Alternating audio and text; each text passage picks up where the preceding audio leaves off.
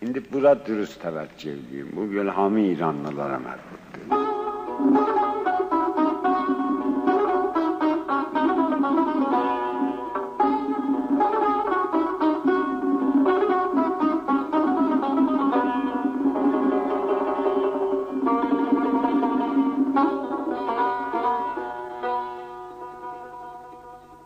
من ایرانیتی مدیون Azərbaycan bilirəm.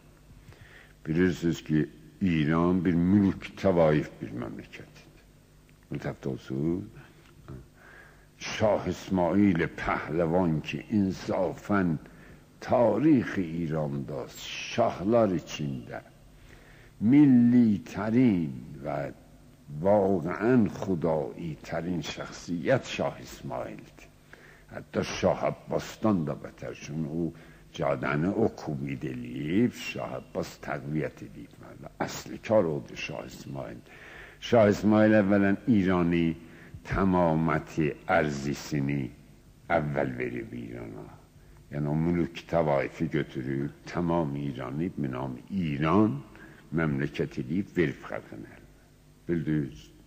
Məşrutəmiz Rəhmətlik Əmirxizin nəql elədi ki, 3 ay yonca yiyəndən sonra ki, da quvamız kamilən qurtulmuşdu.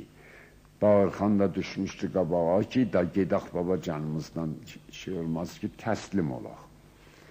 Gedirlər təslim olurlar. Bir tək Səttərxan rəhmətlik deyir, oğat çıxırdı ki, boğazı o gün şişdi. Məşrutə-i İran demək olar ki, mədyundir tək bir Səttərxana. Səttərxan kimdir?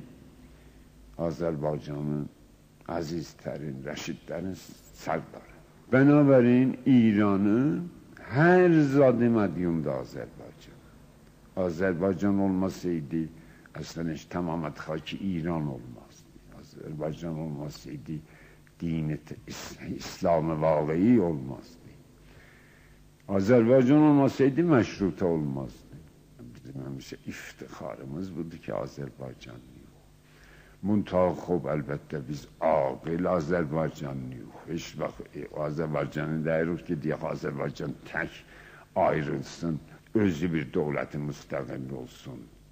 Bizim indi amiyanə məsələn qovmiyyət təəssübümüz bunu icad eləyək ki, biz deyək Azərbaycan tək ilə ayrılsın, özü bir dövlət olsun. Bu, der vaxtı tişə bir işə vurmaqdır. Biz İranın hamısını istirik. Mütəh Azərbaycan da çox müftəxərik ki, bu peykərin kəlləsidir, başıdır. Qədimdən də deyiblər və vaqidə də elə bu cürdür.